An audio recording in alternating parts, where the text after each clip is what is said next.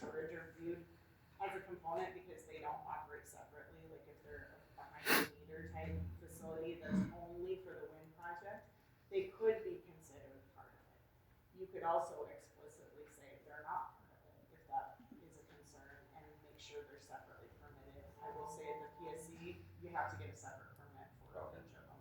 So, and that's an interpretation of the commission to make that decision of whether they consider it associated or not.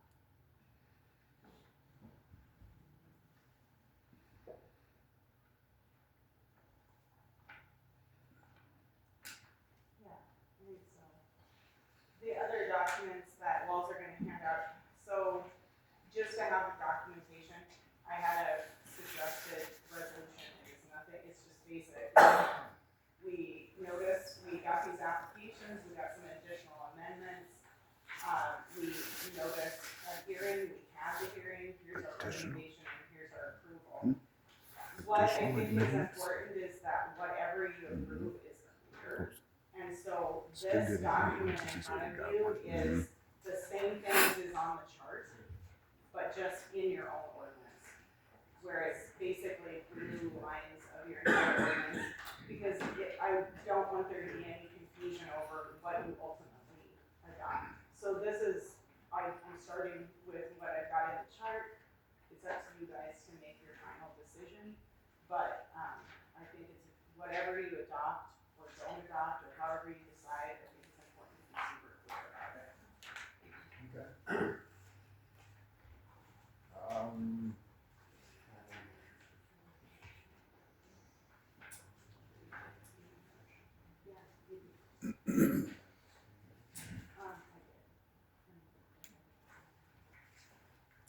I have one question Yes. for you.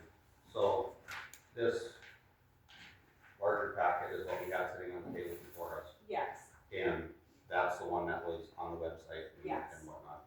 This one that you handed out, there's more than just your amendments proposed in here though, isn't there? Is there some that was proposed by Ashley? yes, yep. So Okay. I took the document that was on the website, and I agree it's hard because there's so many different inputs, and the goal was to make them align. And if I did anything that was different than Ashley's recommendations, those are the little blue and green comments. In here you included Ashley's recommendations, Yes. you didn't include the ones that I brought forward at the last meeting.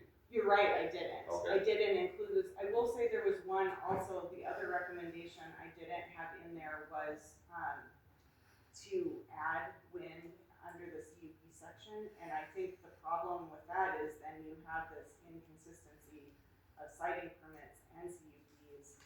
It's cleaner if you do it in its own section because that's how you set up the ordinance. And what you're talking about listing it in the CUP was basically your proposed amendment on December 26th that we got correspondence from, right?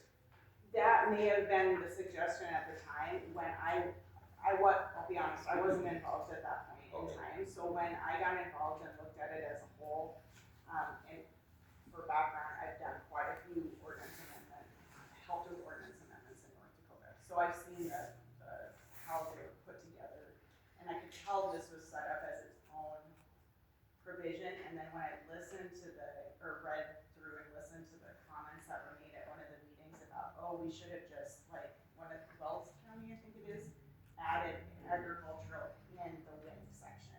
And I thought that seems the cleanest because you've got a separate concept of siting permit and conditional use permit, and they're not quite lining up, but this would be cleaner. So that was ultimately where it went. Yeah. So in Burley County, I went through and I looked at a lot of different county zoning. Yeah. In Burley County, now their wind energy section in their zoning is quite a few more pages than what any county is. I'm thinking like 14 pages compared to ours about 4. But in Burley County, they have wind tower facilities listed as conditionally permitted uses. Well, actually, Burley County doesn't use the term conditionally permitted, they use special uses. Mm-hmm. So they got special uses there. I looked at some other counties that have wind generation facilities, and I think there was only one. Now, I didn't look at all 52, 53 counties in the state, but I think there was only one that I looked at out of about 9 that had it as a permitted use. All others were listing it as a conditionally permitted use. Yeah. And so I mean, to speak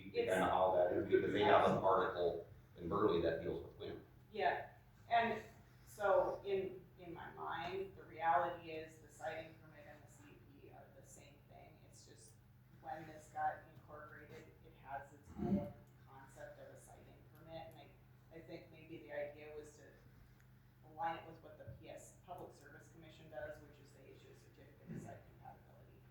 So I don't, conceptually in practice, I don't think they are different, but because the ordinance is set up separately, you either have to change everything to a conditional use permit or change everything to a siting permit or some other type of permit.